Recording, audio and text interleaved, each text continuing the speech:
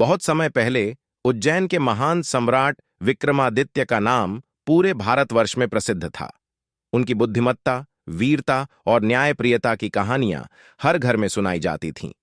परंतु एक ऐसी कहानी भी थी जिसे बहुत कम लोग जानते थे, और यह कहानी आज तक अनकही थी। विक्रमादित्य एक दिन अपने महल के राज सिंहासन पर बैठे थे। तभी एक अजनबी दरबार में आया। उसके चेहरे पर एक रहस्यमयी मुस्कान थी और उसकी आंखों में अजीब सी चमक।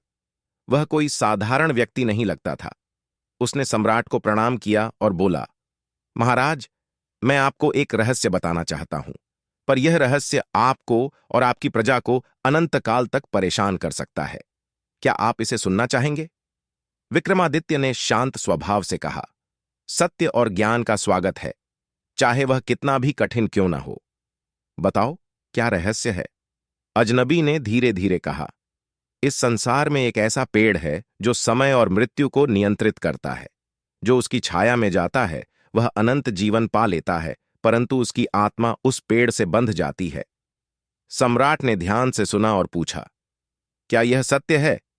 और वह पेड़ कहाँ है?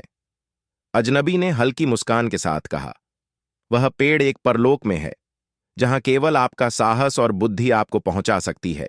लेकिन एक चेतावनी है, जो एक बार वहां जाता है वह कभी लौट नहीं सकता। विक्रमादित्य ने निडरता से कहा, यदि यह मेरे राज्य और प्रजा के हित में है तो मैं उस पेड़ की खोज करूंगा। वह अजनबी फिर रहस्यमयी मुस्कान के साथ गायब हो गया, जैसे वह कोई माया हो। विक्रमादित्य ने अपने सेनापति और मंत्रियों को बुलाकर परलोक की यात्रा की तैयारी करने को कहा। सभी दरबारियों ने उन्हें रोकने की कोशिश की, पर सम्राट का निर्णय अटल था। वह अदृश्य परलोक की यात्रा पर निकले।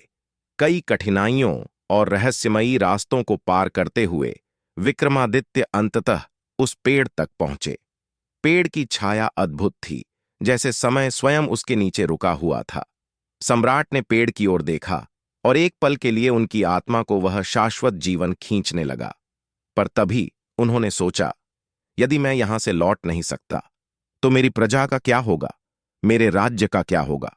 उन्होंने पेड़ की ओर पीछे मुड़कर देखा और फिर साहसिकता से उस छाया से बाहर कदम रखा।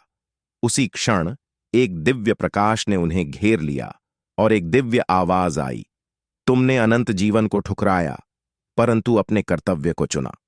यही सच्ची महानता है, विक्रमादित्य। अब तुम अनंत यश और ज्ञान के पात्र हो। विक्रमादित्य उस रहस्यमयी परलोक से वापस लौटे, लेकिन उन्होंने उस अजनबी की बात कभी किसी को नहीं बताई। उनके चेहरे पर हमेशा एक संतोष और गूढ़ मुस्कान रहती थी, जैसे वे एक ऐसा रहस्य जान गए हों जो समय से भी परे था। इस अनकही कहानी को कभी दरबार में नहीं सुनाया गया, परंतु यह उनके मन में हमेशा जीवित रही। एक ऐसी कहानी जो अनंत काल तक रहस्यमयी बनी रही।